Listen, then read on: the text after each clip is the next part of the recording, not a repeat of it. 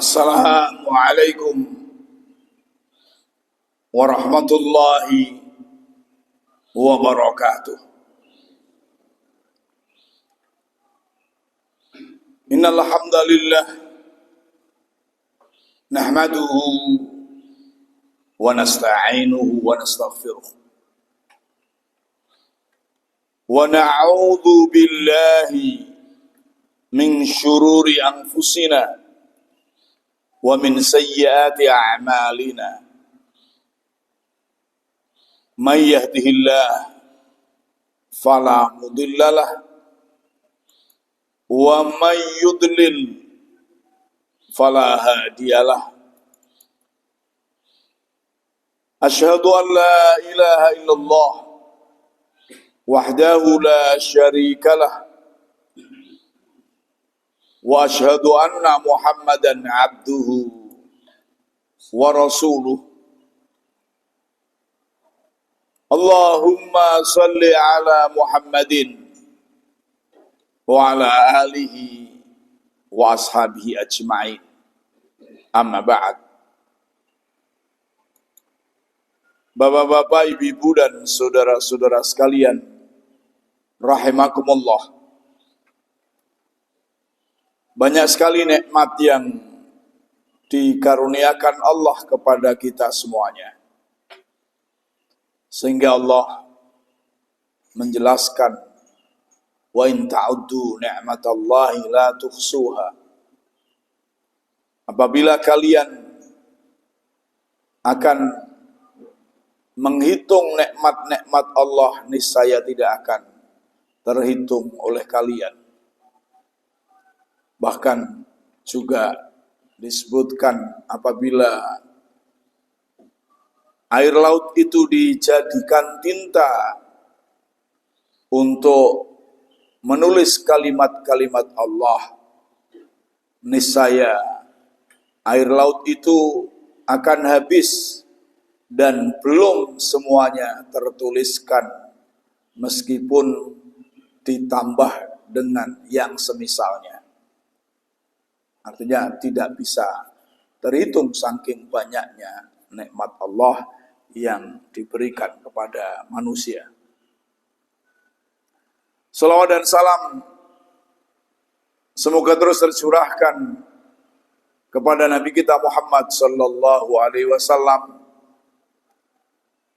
keluarganya, para sahabatnya, dan umatnya yang setia mengikuti sunnah-sunnahnya. Di antara sekian banyak nikmat adalah yang terbesar nikmat Islam, iman, dan takwa kepada Allah Subhanahu wa Ta'ala. Nikmat iman itu ada dalam diri kita, tapi belum tentu kita merasakan nikmatnya, manisnya iman itu. Karena satu dan lain hal. Karena itu pada kajian di pagi ini kita bahas bagaimana meraih rasa manisnya iman, rasa lezatnya iman. Sebagai dasar kajian kita baca dua hadis Rasulullah. Yang pertama, an Anas bin Malik radhiyallahu anhu anin Nabi sallallahu alaihi wasallam qala salasun man kunna fihi wajada halawatal iman ayyakun Allah wa rasuluhu ayyakun Allah wa rasuluhu ahabba ilaihi mimma siwahuma wa yuhibbal mar'a la yuhibbuhu illallah illa lillah wa ayyakraha ayya'uda fil kufri kama yakrahu ayyukdhafa finnar. Hadis riwayat Bukhari dan Muslim. Dari Anas radhiyallahu an, dari Nabi sallallahu alaihi wasallam bersabda, 3 perkara jika kalian memilikinya maka akan didapati manisnya iman. Pertama, orang yang menjadikan Allah dan Rasul-Nya lebih dicintai daripada selainnya. Kedua, agar mencintai seseorang semata-mata karena Allah Subhanahu wa taala, dan ketiga, tidak senang kembali kepada kekufuran setelah diselamatkan oleh Allah Subhanahu wa taala, sebagaimana ketidaksenangannya dilempar ke dalam api neraka. Hadis yang kedua, an Ibni Abbas Ibni Abdul Muttalib annahu sami'a Rasulullah sallallahu alaihi wasallam yaqul dhaqa ta'mal iman man radiyallahu rabba wa bil islami dina wa bi Muhammadir rasula.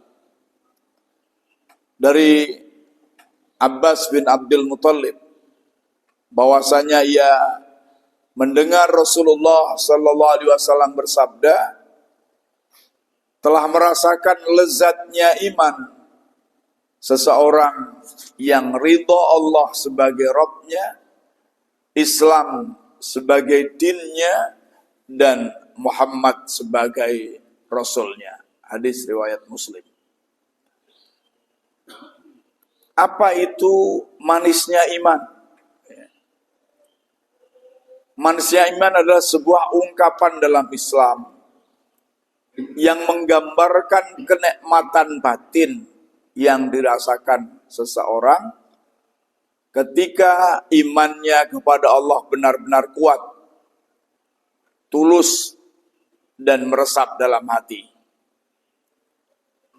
Nah, manisnya iman ini tidak sekedar kepercayaan dengan akal, intelektual, tetapi perasaan cinta, ketenangan, dan kelezatan spiritual yang tak tergantikan oleh kesenangan duniawi.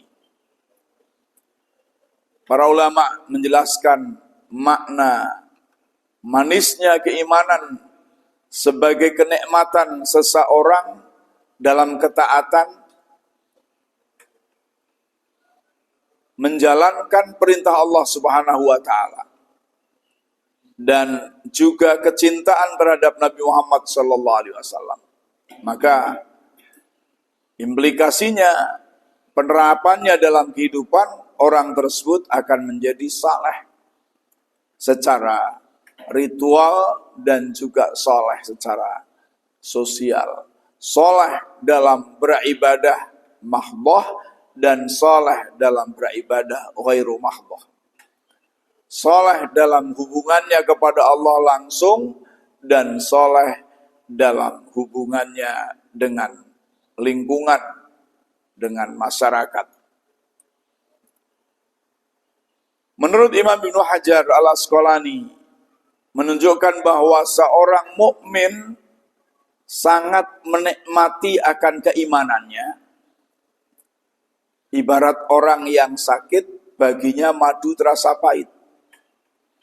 Sedangkan bagi orang yang sehat, madu itu dirasakannya manis sesuai dengan aslinya. Jadi, orang mukmin akan merasa nikmat dengan imannya, sebagaimana orang sehat merasakan madu tentunya manis. Tapi orang kafir, pecinta kezaliman, itu akan berat menjalankan perintah Allah, akan berat meninggalkan larangan Allah, sebagaimana orang sakit merasakan madu itu adalah pahit, padahal madu itu manis. Ya. Juga ada yang berpendapat bahwa penggunaan kata halawah, wajada halawatal iman, manisnya iman ini mengandung arti bahwa Allah Subhanahu wa taala menyerupakan iman dengan pohon, sehingga dikatakan halawah, manis seperti buah. Buahnya iman itu manis. Sebagaimana buah pohon itu manis. Dalam surah Ibrahim ayat 24 Allah berfirman, alam taro kaifa daraballahu mathalan kalimatan thayyibatan kasajaratin thayyibah asluha sabitu wa far'uha fis sama. Tidakkah kamu perhatikan bagaimana Allah telah membuat perumpamaan kalimat yang baik seperti pohon yang baik, pohon yang kuat, pohon yang subur, sehat, akarnya teguh, menghunjam ke bumi, dan cabangnya menjulang ke langit. Tu'ti ukulaha kullahinin bi'idni rabbiha. Kemudian buahnya datang setiap saat dengan seizin Allah Subhanahu wa ta'ala. Maka perumpamaan dalam surah Ibrahim ini bisa kita maknai kalimat dalam ayat tadi artinya adalah kalimat la ilaha illallah adalah keikhlasan hanya kepada Allah. Pohonnya adalah pohon keimanan itu. Cabangnya adalah melaksanakan perintah Allah dan menjauhi larangannya. Daun-daunnya adalah sesuatu yang selalu dilakukan oleh seorang mukmin, yakni kebaikan. Lalu sedangkan buahnya adalah ketaatan kepada Allah Subhanahu wa ta'ala, puncaknya berujung pada buah yang matang. Nah, buah yang matang itu rasanya manis. Ini muncul setelah ada kalimah, setelah ada keikhlasan, kemudian ada pohonnya, ada cabangnya, ya, ini akarnya, ada pohonnya, ada cabangnya, ada daun-daunnya, maka baru ada buahnya. Ya, buahnya itulah yang rasanya manis. Bapak-bapak, ibu-ibu dan saudara-saudara sekalian rahimakumullah. Lalu apa wujud dari orang yang mendapatkan manisnya iman? Bagaimana ciri orang yang mendapatkan manisnya iman? Setidaknya ada dua macam. Yakni yang pertama, orang yang telah mendapatkan rasa manisnya iman akan tunduk dan patuh pada perintah Allah dan Rasul-Nya. Meskipun hal itu begitu berat dirasakannya. Ia percaya bahwa segala sesuatu yang disyariatkan Allah dan Rasul-Nya mengandung kebaikan dan membawa dirinya pada kebahagiaan di dunia dan di akhirat. Jadi orang yang mendapatkan rasa manisnya iman, dia akan tunduk, patuh terhadap Allah dan Rasul-Nya. Perintahnya dijalankan, larangannya ditinggalkan, tanpa berpikir bagaimana, untuk apa, dan sebagainya. Ada perintah dijalankan, meskipun perintah itu berat. Misalnya untuk sholat, rasanya berat bagi orang kafir, bagi orang munafik. Tapi bagi orang beriman, merasa bahagia untuk menjalankan sholat itu. Untuk menjalankan sholat berjamaah di masjid. Merasa merugi kalau tidak sholat berjamaah di masjid. Karena tadi bahwa dia mendapatkan manisnya iman. Disuruh bersedekah. Orang yang mendapatkan rasa manisnya iman tidak berat. Begitu pula perintah-perintah yang lain. Begitu pula ketika kita atau seorang yang mendapatkan manisnya iman, rasa manisnya iman, rasa lezatnya iman, disuruh meninggalkan suatu hal yang tidak baik, maka merasa senang untuk meninggalkannya. Ibaratnya orang sudah mencari rizki dengan cara yang tidak halal. Lalu kemudian dia sudah bergelimang dengan kenikmatan dengan rizki yang tidak halal itu. Lalu dia sadar bahwa itu tidak halal. Akhirnya dia siap meninggalkan kehidupan yang glamor itu demi untuk mengikuti imannya. Merasa senang untuk merubah hidup itu dari kehidupan yang serba haram menuju kehidupan yang halal. Padahal dengan keharaman itu dia sudah bisa mencapai apa saja yang ia inginkan. Contoh itu adalah meninggalkan larangan ya. Jadi saya ulangi, ketika orang itu mendapatkan rasa manisnya iman, tidak berat untuk menjalankan perintah dan tidak berat untuk meninggalkan larangan. Tinggal dilihat dalam diri kita bagaimana. Apakah sudah seperti itu ataukah bahkan harus dipaksa? Ketika kita harus dipaksa, ya dipaksa dulu, berarti belum mendapatkan manisnya iman tadi, belum mendapatkan lezatnya iman.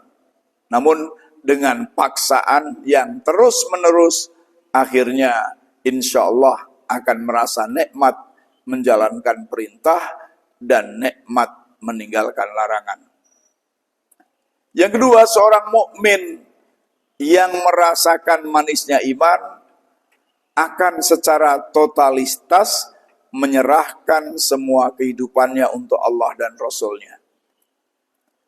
Tidak akan mendahului Allah dan Rasul-Nya. Ya ayyuhalladzina amanu la tuqaddimu baina yadayillahi wa rasulihi wattaqullaha innallaha sami'un alim. Hai orang-orang yang beriman, janganlah kalian mendahului Allah dan Rasul-Nya. Dan bertakwalah kepada Allah, sesungguhnya Allah Maha mendengar lagi Maha mengetahui. Secara totalitas menyerahkan Allah dan Rasul. Mengikuti Allah dan Rasul. Tidak berat untuk menjalankan perintah Allah dan Rasul. Ia akan menyadari bahwa Allah adalah zat pemberi nikmat dan Rasulullah adalah manusia pilihan yang ditugaskan untuk menyampaikan syariatnya. Ini yang bisa untuk melihat, mengintrospeksi diri kita, apakah iman itu sudah masuk ke dalam diri kita dan sudah tertanam di dalam hati kita sehingga kita mendapatkan rasa manisnya iman itu. Kemudian bagaimana caranya? Atau bagaimana cara untuk meraih manisnya iman? Berdasarkan dua hadis yang saya bacakan tadi, manisnya iman bisa dicapai dengan 3 hal. Yang pertama adalah mencintai Allah Subhanahu wa Ta'ala dan Rasul-Nya, serta mendahulukan keduanya daripada kecintaan terhadap yang lainnya. Kalau ada hal yang bertentangan antara keinginannya dengan perintah Allah dan Rasul, maka kita dahulukan perintah Allah dan Rasul. Kita kesampingkan keinginan kita yang bertentangan dengan perintah Allah dan Rasul. Misalnya, sudah mendengarkan azan, ada dua keinginan. Keinginan untuk layeh-layeh, sedangkan Allah dan Rasul memerintahkan kita untuk ke masjid, segera menjalankan sholat, yakni untuk sholat berjamaah. Maka seharusnya sholat berjamaah atau minimal sholat yang didahulukan, layeh-layehnya yang dikalahkan. Itu akan mendapatkan manisnya iman. Pertama harus memaksa diri, tapi setelah terus menerus kita lakukan, insya Allah akan bahagia dengan menjalankan iman itu. Allah Subhanahu wa ta'ala menjelaskan, kul in kana aba'ukum wa abna'ukum wa ikhwanukum wa azwajukum wa ashiratukum wa amwalun iktaraftumuha wa tijaratan takhshawna kasadaha wa masakin tardawnaha ahabba ilaikum minallahi wa rasulihi wa jihadin fi sabilihi fatarabbasu hatta ya'tiyallah bi amri wallahu la yahdil qaumal fasiqin. At-Taubah 24. Jika bapak-bapak, anak-anak, saudara-saudara, istri-istri kamu, kaum keluarga kamu, harta kekayaan yang kamu usahakan, perniagaan yang kamu khawatirkan kerugiannya, dan rumah-rumah tempat tinggal yang kamu sukai, lebih kamu cintai daripada Allah dan Rasul-Nya dan dari berjihad di jalannya, maka tunggulah sampai Allah mendatangkan keputusannya. Hanya ancaman Allah Subhanahu wa ta'ala. Dan Allah tidak memberikan petunjuk kepada orang-orang yang fasik. Jadi mengutamakan dunia daripada akhirat, mengutamakan keduniaan daripada perintah Allah dan Rasul-Nya, serta berjuang di jalannya, ini termasuk perbuatan fasik, termasuk perbuatan maksiat. Maka dari itu, yang diutamakan adalah Allah dan Rasul, perintah Allah dan Rasul. Ya.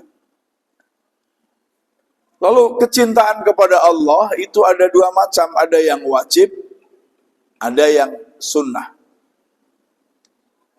Cinta yang hukumnya wajib adalah cinta yang mendorong untuk melaksanakan perintah Allah dan menjauhi larangan-larangannya.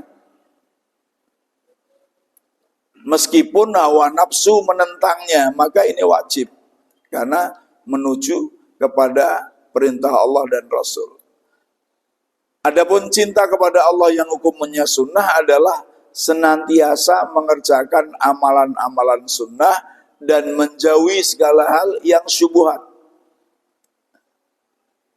Mencintai Rasulullah memberi pengertian bahwa seorang mukmin harus mengikuti jejak perilaku dan budi pekerti beliau sebagai manusia pilihan yang memiliki suri teladan yang baik bagi umat manusia. Maka Allah Subhanahu wa ta'ala menjelaskan, Qul in kuntum tuhibbunallah fattabi'uni yuhibbukumullah wa yaghfir lakum dzunubakum. Katakanlah, jika kalian mencintai Allah, fattabi'uni, maka ikutilah aku. Katakanlah di sini adalah kepada Rasulullah. kepada Rasulullah juga perintah pula kepada kita. Jadi untuk menyampaikan kepada orang agar mengikuti Rasulullah Sallallahu Alaihi Wasallam. Kalau kita mengaku cinta pada Allah, maka mengikuti Rasulullah. Balasannya apa? Yuhibbukumullah. Allah akan mencintai kalian, wa yaghfir lakum dzunubakum, dan Allah akan mengampuni dosa-dosa kamu sekalian. Wallahu ghafurur rahim, dan Allah maha pengampun lagi maha kasih sayang. Ali Imran 31. Yang kedua adalah orang yang akan mendapatkan manisnya iman adalah mencintai karena Allah Subhanahu wa taala. Demikian pula dalam membenci, membela, dan memerangi, semua karena Allah Subhanahu wa taala. Ini juga akan menjadikan kita mendapatkan rasa manisnya iman. Karena hanya mencintai karena Allah. Ibaratnya di dalam musim pemilu, musim pilkada, kalau kita mencintai seseorang itu karena Allah, misalnya akan memilih seseorang itu karena Allah, karena dia bisa menjalankan perintah Allah Subhanahu wa taala, maka kita akan mendapatkan rasa manisnya iman meskipun tidak mendapatkan amplop. Ya. Kenapa? Karena dasarnya adalah mencintai karena Allah, bukan karena amplop. Karena kalau karena amplop, tidak dapat amplop atau amplopnya itu isinya sedikit, sudah marah-marah karena dasarnya adalah amplop. Begitu pula dalam hal-hal yang lainnya. Cinta dan benci karena Allah Subhanahu wa taala merupakan tali iman yang paling kokoh. Rasulullah mengatakan, "Ausaqaurul iman al-muwalah fillah wal mu'adatu fillah wal hubbu fillah wal bughdu fillah." Tali iman yang paling kokoh adalah memberikan loyalitas karena Allah. Karena Allah Subhanahu wa taala. Memusuhi juga karena Allah Subhanahu wa taala. Mencintai juga karena Allah Subhanahu wa taala, dan membenci juga karena Allah Subhanahu wa taala. Hadis ini hadis Tabrani. Riwayat Tabrani. Maka cinta dan benci karena Allah Subhanahu wa taala merupakan konsekuensi seseorang yang cinta kepada Allah Subhanahu wa taala. Jadi orang yang cinta kepada Allah Subhanahu wa taala akhirnya mencintai hal yang lain, mencintai makhluk Allah ya karena Allah Subhanahu wa taala. Karena makhluk itu menjalankan perintah Allah Subhanahu wa taala. Oleh karena itu, di antara doa Rasulullah sallallahu alaihi wasallam, dan beliau mewasiatkan kepada kita pula untuk meminta kepada Allah agar mencintai orang yang mencintai Allah. Rasulullah mengajari doa, Allahumma inni as'aluka hubbaka wa hubba man yuhibbuka wa hubba amalin yuqarribuni ilaika ila hubbika. Jadi ini doa yang pendek ya. Ya Allah, aku memohon kepadamu agar aku mencintaimu, hubbaka, dan aku juga mohon kepadamu agar bisa mencintai siapa saja yang mencintaimu. Maka dasar tadi mencintai, membenci itu adalah karena Allah. Dan aku memohon kepada engkau agar mencintai amal, mencintai perbuatan, mencintai aktivitas yang bisa mendekatkan aku kepada cintamu. Ya. Jadi semuanya karena Allah Subhanahu wa Ta'ala. Allah juga mengingatkan kita, ya ayyuhalladzina amanu la tattakhidhu aba'akum wa ikhwanakum awliya in istahabbul kufra 'alal iman wa may yatawallahu minkum fa ulaika humudz zalimun. Yani, hai orang-orang yang beriman, janganlah kamu menjadikan bapak-bapakmu, saudara-saudaramu sebagai pemimpin. Ini istahabul kufra alal iman. Jika mereka itu lebih mencintai kekafiran daripada iman. Barang siapa yang mengangkat mereka sebagai pemimpin, faulaika humudz zalimun, maka mereka itu adalah orang-orang yang zalim. Jadi mencintai, mengambil pemimpin adalah orang yang lebih cinta pada iman daripada kekafiran. Orang yang lebih cinta kepada ketaatan daripada orang yang membuat kemaksiatan. Dalam surah Al-Mujadilah ayat 22 disampaikan pula oleh Allah, kamu tidak akan mendapatkan suatu kaum yang beriman kepada Allah dari hari akhir saling mencintai atau mencintai orang-orang yang memusuhi Allah dan Rasulnya. Walau kanu abahu, meskipun mereka itu adalah bapak-bapaknya atau anak-anaknya atau saudara-saudaranya atau keluarganya.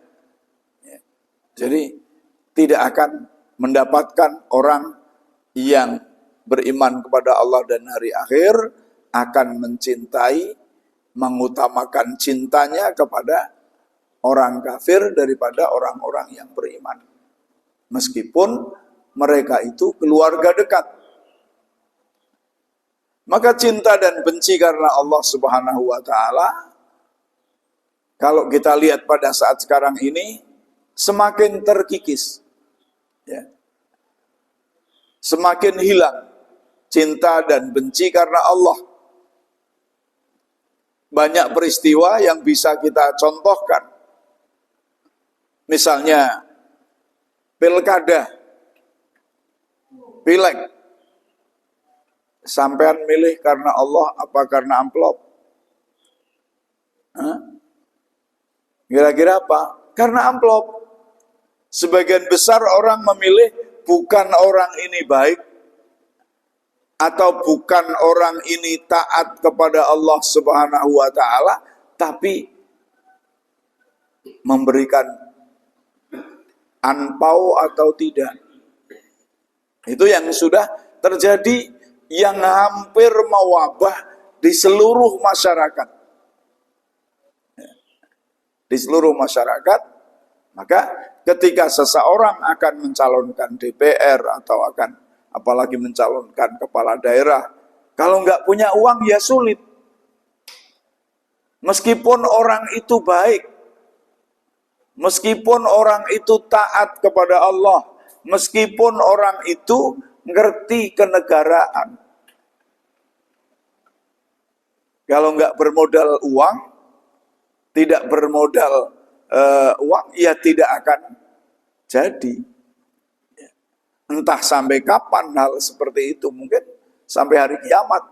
Semakin hari semakin merajalela. Cinta karena Allah itu sudah tidak ada, sudah terkikis.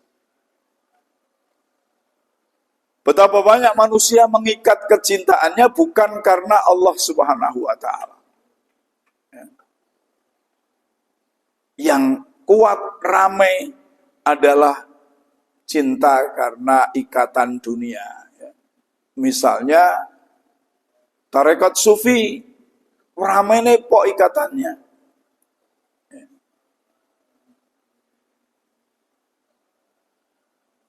Klub supporter sepak bola, wah dahsyat. Geng motor atau partai-partai yang mencerai-beraikan kaum muslimin, banyak sekali pendukungnya, pengikutnya. Coba ikatan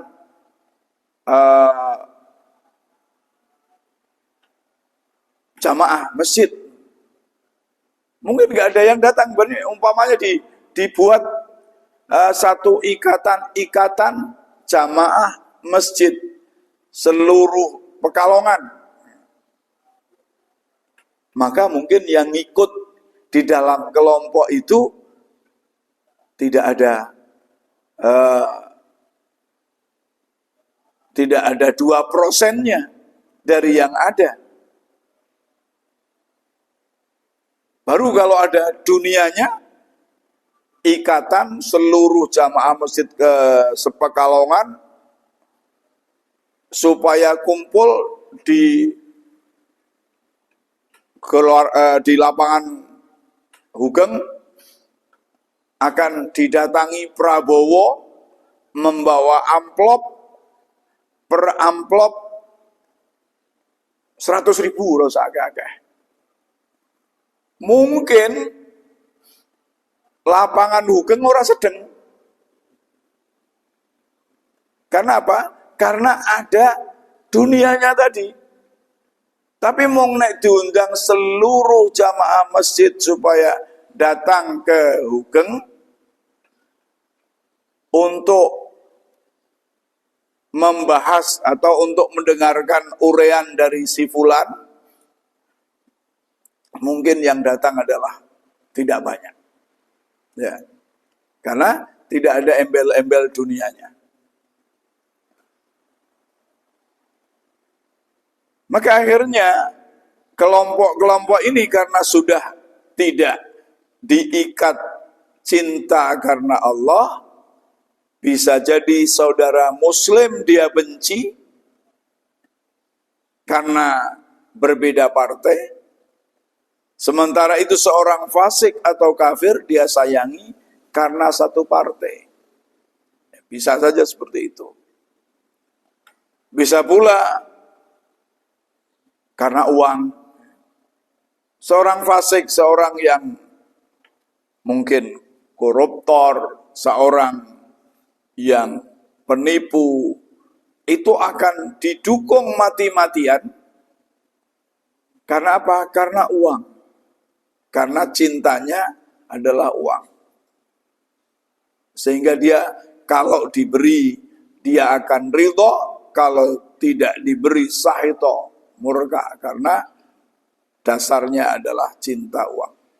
Yang terakhir, yang ketiga adalah membenci kesyirikan, membenci kekafiran sebagaimana ia benci untuk dilemparkan ke dalam neraka. Artinya membenci kemaksiatan sebagaimana dia benci tidak mau untuk dimasukkan ke dalam neraka. Kebencian terhadap kesyirikan dan segenap bentuk kekafiran diwujudkan dengan senantiasa memohon kepada Allah Subhanahu wa taala agar diselamatkan dari kekufuran dan agar hatinya selalu dikokohkan di atas keimanan. Hal itu diwujudkan pula dengan berusaha mengenali kekafiran agar kita bisa menghindarinya. Jadi kalau kita akan menghindari sesuatu, ya dikenal sesuatu itu agar kita jangan sampai masuk ke dalam sesuatu sedangkan kita tidak ngerti bahwa sesuatu itu dilarang oleh Allah Subhanahu wa taala. Bapak-bapak, ibu-ibu dan saudara-saudara sekalian, rahimakumullah, barangkali cukup ini yang saya sampaikan. Mudah-mudahan dapat bermanfaat. Kita tutup dengan doa kafaratul majlis. Subhanakallahumma wa bihamdika Asyhadu an la ilaha illa anta astaghfiruka wa atubu ilaik. Wassalamualaikum warahmatullahi wabarakatuh.